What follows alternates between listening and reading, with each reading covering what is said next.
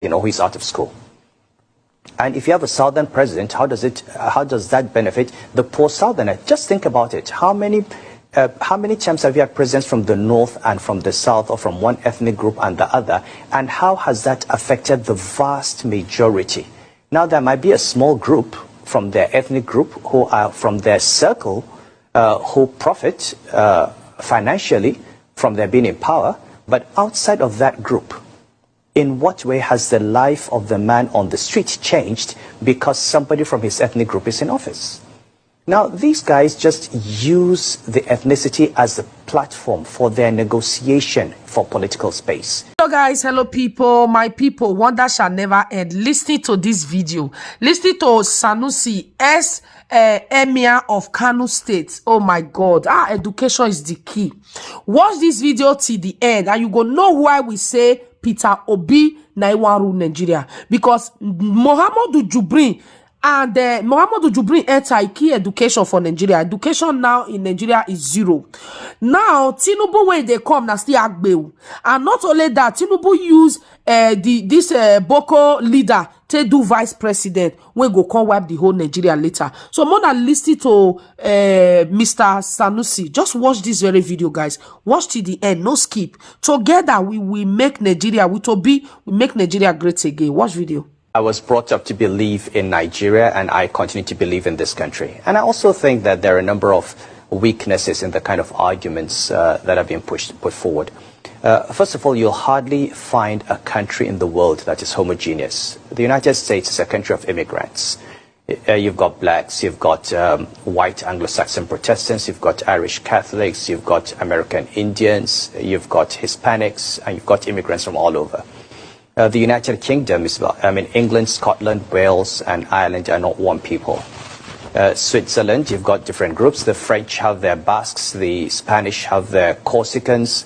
Russia is a country made up of many ethnic groups, so is China. And, if you think of Nigeria, what part of Nigeria is homogeneous? And what part of Nigeria has been homogeneous over its entire history? Take Hausa land. People talk about Hausa Fulani. Before the Sokoto Jihad, Hausa land was divided into a number of kingdoms. They spoke the same language, they had the same religion, but they were at war with each other. Kano was at war with Katsina. Katsina was at war with Zaria. Zaria was at war with Gobir, and so on.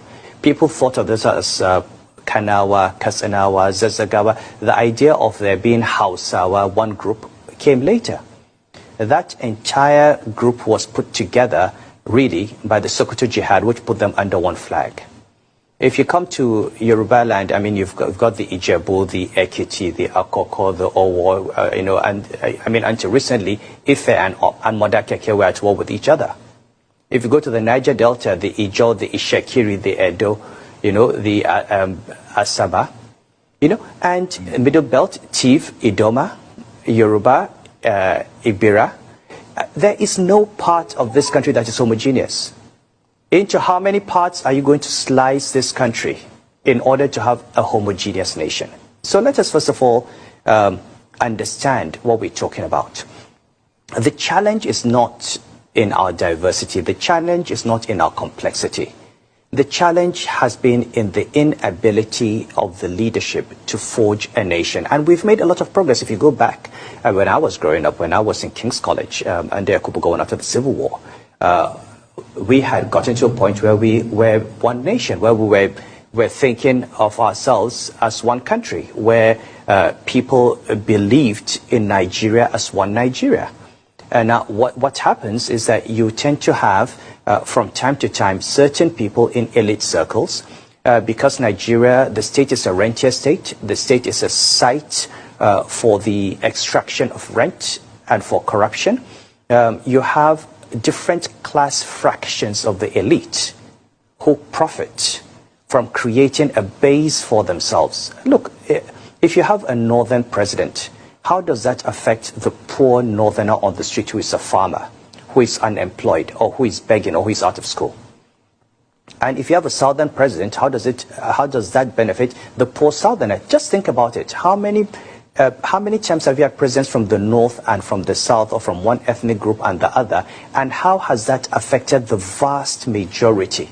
Now, there might be a small group from their ethnic group, who are from their circle, who profit financially from their being in power. But outside of that group, in what way has the life of the man on the street changed because somebody from his ethnic group is in office? Now, these guys just use the ethnicity as a platform for their negotiation for political space. If I want to be the president of Nigeria and I say she come from the north, I eliminate southern competition. Then I want it to be a Muslim northerner. I eliminate Christian competition. Then I start thinking about the core north of Hausa Fulani. And what happens is you eliminate all the competition, you get in there. Now, when I get in there, how does that affect everyone from my ethnic group? So this is identity politics. And the sad thing is that the rest of the world recognizes the dangers of identity politics. The rest of the world recognizes that individuals appropriate these identities, whether they're religious or ethnic, for the purpose of their own selfish personal interests. But Nigerians follow. Nigerians emotionally believe in it. I see every day, oh, presidency must come from the south. Presidency must come from the north. And I ask, we've had presidency from the north and from the south. Which part of the country has been better off because of the provenance of the president? Now, are we not rather missing the point? We have a constitution. The constitution talks about a federal character. We need to deepen the definitions of diversity in that constitution. And why is it only about where they come from? Why is it about ethnicity? Why aren't we talking about the women? Why aren't we talking about the youth? What kind of diversity do we want in our system? Why is diversity only about states of origin? And why is it the presidency that we're concerned about? We have ministers from every state in the federation. What are they doing? If the president is from the north, the vice president is from the south. If the president of the south, the vice president is from the north. That is the presidency. It's north and south. What has it done? I think we need to start asking more serious questions. Who is the person that can deliver the right economic policies? Who is the person that actually believes in Nigeria? How do we make sure that the institutions work? How do the institutions fail? How do we, if anyone is able to use the office to favor a particular group that is close to him, what are the institutions doing that are supposed to check that? Is the failure of institutions the fact that we don't recognize that democracy is not just about elections, it's about the rule of law, it's about human rights, it's about institutions that must be deepened and that must do their work. If we don't have that, we're going to continue having these problems. Okay. So I'm not at all a believer in the fact. I'm a strong believer in Nigeria, and I feel that we're better off as one country. All of us are better off as one country than as divided countries. And just one last point. Look at Ethiopia. Ethiopia broke up. Since the breakup of Ethiopia, what have you had? You've had Eritrea, you've had Somalia, you've got Greater Somalia, you've had issues in the Horn of Africa for decades. Look at Sudan. Southern Sudan broke up. Southern Sudan is still at war with at war with itself. I do not know any country. Look at what happened in Yugoslavia. You break up and then you start fighting among yourselves. You have decades of war.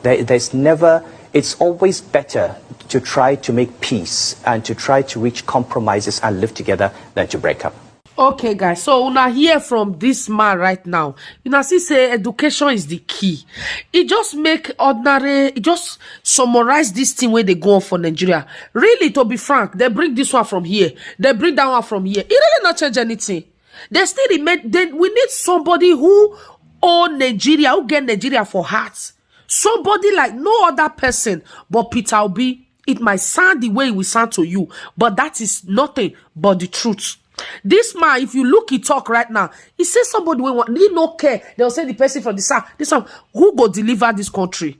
That's Peter Obi. He is telling you now that you have to, because he know them all. This man know them well. Oh, Chimo. Now all of them do gang up about this man because he was too learned and just too educated. You know, so they couldn't stand him. Then they do conspiracy and take him out. But today, he's fine. You see? So education is the key. Please get your PVC and vote for Peter Obi. Now wait till Sanusi they tell una right now. My name remains Jama First Lady. Like, subscribe and drop your comment under this comment section below. Bye bye guys.